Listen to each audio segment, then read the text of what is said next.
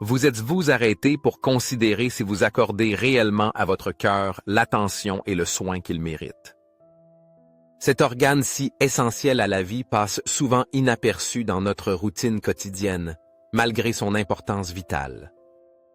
Avez-vous récemment passé des examens cardiologiques pour vous assurer que tout est en ordre avec ce muscle infatigable qui bat dans votre poitrine? Les médecins insistent sur la nécessité d'évaluer périodiquement l'état de notre cœur pour pouvoir diagnostiquer à temps tout problème qui pourrait survenir. Les professionnels de la santé soulignent que le cœur est l'organe central du système circulatoire, essentiel à la vie. C'est un muscle puissant et résistant qui pompe le sang riche en oxygène vers tout le corps, permettant aux tissus de recevoir les nutriments nécessaires pour fonctionner correctement. Ce processus assure que tous les éléments nutritifs dont le corps a besoin circulent efficacement dans les artères, maintenant chaque cellule vivante est en bonne santé. C'est le cœur qui maintient le sang en mouvement constant dans notre organisme, assurant que ce flux soit unidirectionnel et ordonné. Il fonctionne comme un circuit fermé et parfaitement synchronisé où rien ne se perd. Chaque goutte de sang remplit une fonction spécifique avant de retourner au cœur pour recommencer le cycle. Sans cette circulation continue, nos organes et tissus ne pourraient pas recevoir l'oxygène et les nutriments essentiels dont ils ont besoin. La fonction primordiale du cœur est de propulser le sang vers tous les recoins de l'organisme, sans exception. Lors de son voyage de retour, le sang passe par les poumons, où il se libère des impuretés et s'enrichit à nouveau en oxygène, se purifiant ainsi. Ce cycle se répète inlassablement, toujours propulsé par le cœur, qui ne cesse jamais son travail. Grâce à ce système, le sang renouvelé peut entamer un nouveau parcours, assurant ainsi la continuité de nos fonctions vitales. Nous pouvons conclure sans aucun doute que le cœur est absolument essentiel au fonctionnement intégral de notre corps. Nous pourrions survivre sans certains organes ou membres en nous adaptant à leur absence, mais sans le cœur, la vie cesserait immédiatement. Si nous réfléchissons à ce que nous dit la parole de Dieu, nous nous demandons pourquoi le roi Salomon a-t-il insisté sur l'importance de garder son cœur? Il avait tout à fait raison de le faire, comme mentionné dans le livre des Proverbes 4:23. Garde ton cœur plus que toute autre chose, car de lui jaillissent les sources de la vie. Ce verset souligne non seulement l'importance physique du cœur, mais aussi sa pertinence spirituelle et émotionnelle dans nos vies. Il est possible que ce passage biblique nous soit familier, que nous l'ayons entendu à de multiples occasions, et même que nous le connaissions par cœur. Cependant, il peut être un véritable défi de protéger et de soigner notre cœur si nous ne comprenons pas pleinement la signification profonde de cette instruction et les conséquences de ne pas le faire. Comprendre ce qu'implique garder le cœur est fondamental pour l'appliquer dans notre vie quotidienne et reconnaître l'importance de le protéger tant physiquement que spirituellement. Ce n'est qu'ainsi que nous pourrons apprécier véritablement la valeur de cet organe qui, dans tous les sens du terme, est le centre de notre existence. Dans notre vie quotidienne, nous sommes habitués à garder diverses choses. Nous gardons des objets matériels comme un bijou précieux ou de l'argent. Nous gardons aussi des secrets que nous considérons importants. Cependant, vous êtes-vous déjà demandé si vous aviez gardé votre cœur? Le mot « garder » n'est pas seulement une action simple. Il exige et implique de défendre, soigner, surveiller, veiller, prendre soin, cacher, assurer et conserver ce qui est précieux pour nous. Si vous y réfléchissez bien, c'est exactement ce que Dieu désire que nous fassions avec notre cœur. Il veut que nous en prenions le plus grand soin, car c'est l'endroit où nous déposons tous nos sentiments et émotions les plus profonds. La parole de Dieu nous avertit que le cœur est facile à séduire et qu'il peut dévier facilement. Nos sentiments peuvent être utilisés pour introduire dans le cœur des choses nuisibles qui nous éloignent de son chemin. C'est pourquoi Dieu nous exhorte à être vigilants sur ce que nous gardons dans notre organe le plus important, duquel jaillit la vie même. Comme mentionné dans Jérémie 17, 9, 10, le cœur est tortueux par-dessus tout, et il est incurable. Qui peut le connaître? Moi, l'Éternel, j'éprouve le cœur, je sonde les reins, pour rendre à chacun selon ses voies, selon le fruit de ses œuvres. Seul Dieu, qui fut le créateur de notre cœur, est capable de le comprendre dans sa totalité. Lui seul connaît nos véritables intentions, nos priorités et tout ce qui naît du plus profond de notre être. Salomon, qui a écrit ce proverbe, savait très bien de quoi il parlait. Il nous conseille de garder notre cœur parce que lui-même avait une vie pleine de promesses de Dieu. Le roi Salomon fut choisi par Dieu. Il possédait d'immenses richesses et fut reconnu comme l'homme le plus sage du monde. Cependant, malgré toutes ces bénédictions, sa vie s'est terminée par l'échec et l'obscurité, comme nous le montre la parole de Dieu. Cela nous enseigne que, quelles que soient les bénédictions que nous ayons, si nous ne soignons et ne gardons pas notre cœur, nous pouvons dévier du chemin que Dieu a pour nous. Par conséquent, il est fondamental que nous apprenions à garder et protéger notre cœur. Nous devons être attentifs et vigilants pour éviter que des influences négatives qui pourraient nous nuire n'y pénètrent.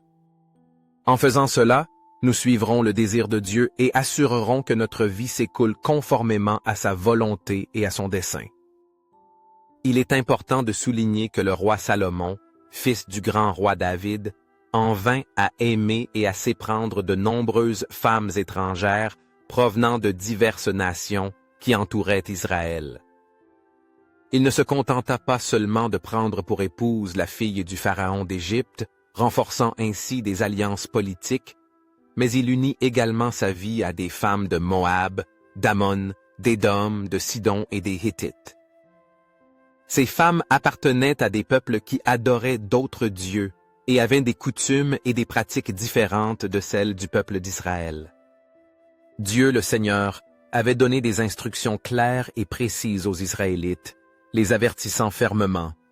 Ne vous unissez pas par mariage avec ces femmes, car elles détourneront votre cœur pour qu'ils suivent leurs dieux païens et s'éloignent de moi.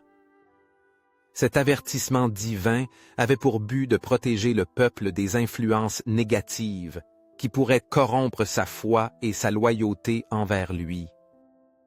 Cependant, malgré ce commandement si direct, Salomon s'obstina à les aimer et désobéit aux instructions du Seigneur, suivant les désirs de son cœur au-dessus de la volonté divine. Comme résultat de ces décisions, le roi Salomon accumula 700 épouses de lignée royale et eut de plus 300 concubines. Cette énorme quantité de relations non seulement compliqua sa vie personnelle et familiale, mais eut aussi des conséquences spirituelles profondes et négatives. Ces femmes réussirent à détourner son cœur du chemin du Seigneur, l'influençant pour qu'il adopte des pratiques et des croyances étrangères à sa foi originelle et pure. Quand Salomon atteignit un âge avancé, l'impact de ses épouses et concubines fut encore plus évident et palpable. Elles influencèrent son cœur de telle manière qu'il commença à rendre culte à d'autres dieux, construisant des autels et participant à des rituels qui offensaient et déplaisaient au Seigneur. Il s'éloigna de la pleine fidélité qu'il devait au Seigneur son Dieu, contrairement à son père David, qui avait été totalement loyal et avait cherché le cœur de Dieu en tout temps.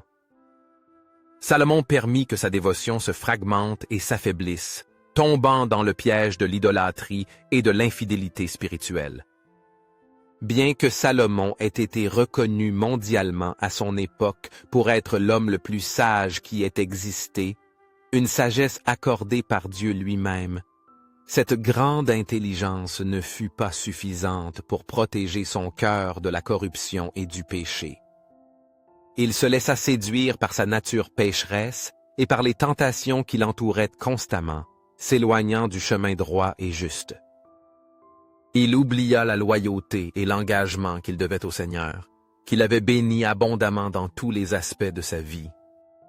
Il tomba profondément dans ses propres passions et faiblesses, ce qui le fit s'éloigner significativement de Dieu et descendre à des niveaux spirituels très bas.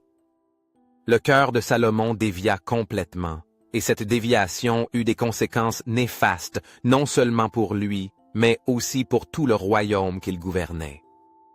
Cet exemple nous montre clairement que lorsque nous compromettons notre cœur et le mettons au mauvais endroit, nous perdons la concentration spirituelle et nous nous détournons du dessein que Dieu a pour nous. Ce fut précisément le cas de Salomon. Son cœur était divisé entre l'amour pour les femmes d'autres peuples qui adoraient des dieux étrangers et sa dévotion au Dieu vrai et unique. Il se laissa entraîner par ses passions humaines et ses désirs charnels, qui obscurcirent son jugement et lui firent oublier complètement le plus essentiel, sa relation intime et personnelle avec Dieu. Il oublia celui qui lui avait accordé tout ce qu'il possédait, de ses immenses richesses matérielles, sa sagesse incomparable jusqu'à sa position privilégiée de roi d'Israël, le peuple élu. Les Écritures nous rappellent dans Deutéronome 6:5 « Tu aimeras l'Éternel, ton Dieu, de tout ton cœur, de toute ton âme et de toute ta force. » Ce commandement est fondamental et nous appelle à une dédication totale et sincère envers Dieu, sans permettre que rien ni personne ne divise notre loyauté et notre amour pour lui. C'est un appel à mettre Dieu à la première place dans nos vies, en priorisant notre relation avec lui par-dessus tout.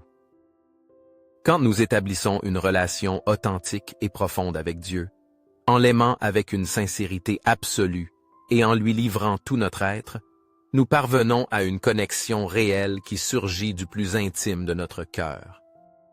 Cette relation est déterminante et extrêmement bénéfique pour le bien-être et la direction de nos vies. Elle nous guide sur le bon chemin, fortifie notre foi, nous remplit de paix et nous protège de dévier vers des choses qui pourraient nous éloigner de sa présence et de son dessein. Par conséquent, apprenons de l'histoire de Salomon et prenons soin de notre cœur avec diligence, en maintenant notre concentration sur Dieu et en l'aimant de tout notre être. Ce n'est qu'ainsi que nous pourrons vivre des vies qui honorent le Seigneur et qui sont remplies de sa bénédiction, de sa faveur et de son dessein divin. Ne permettons pas que les distractions, les tentations ou les influences extérieures nous écartent du chemin que Dieu a tracé pour nous. Maintenons une relation solide et constante avec lui, qui est la source de toute sagesse, amour et vie éternelle. La vie et l'histoire du roi Salomon, connu dans le monde entier pour son immense sagesse accordée par Dieu, nous enseigne de manière profonde que nous ne devons jamais négliger notre cœur.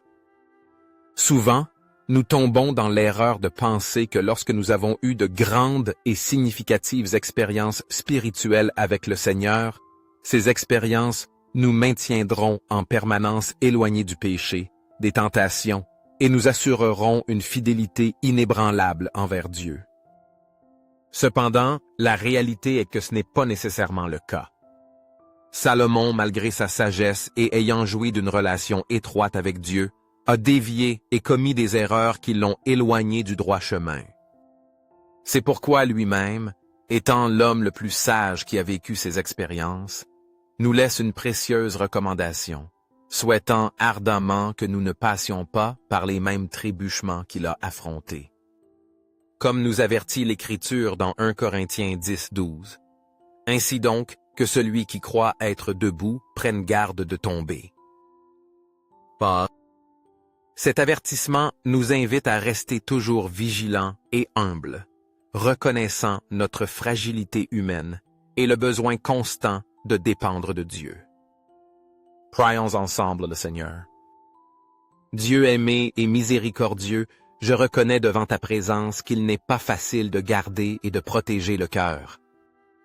Au lieu d'être attentif et vigilant pour éviter que ne s'y logent de mauvaises choses, comme des sentiments de rancune, de colère, d'envie, d'orgueil ou tout autre qui pourrait surgir de mes faiblesses humaines et charnelles, j'ai souvent tendance à me laisser emporter par eux.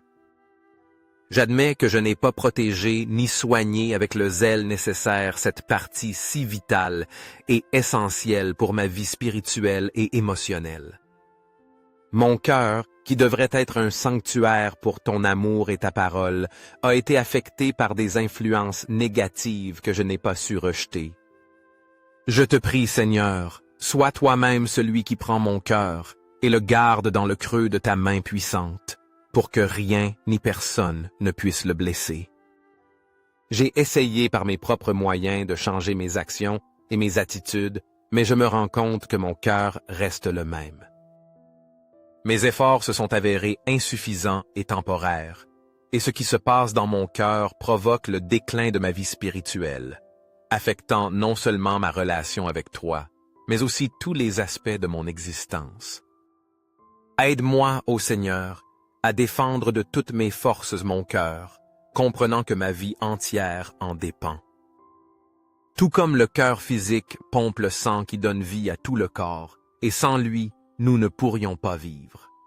De la même manière, mon cœur spirituel porte toutes mes émotions et sentiments à travers mon être, affectant mon état d'âme et ma manière de vivre, que ce soit pour le bien ou pour le mal.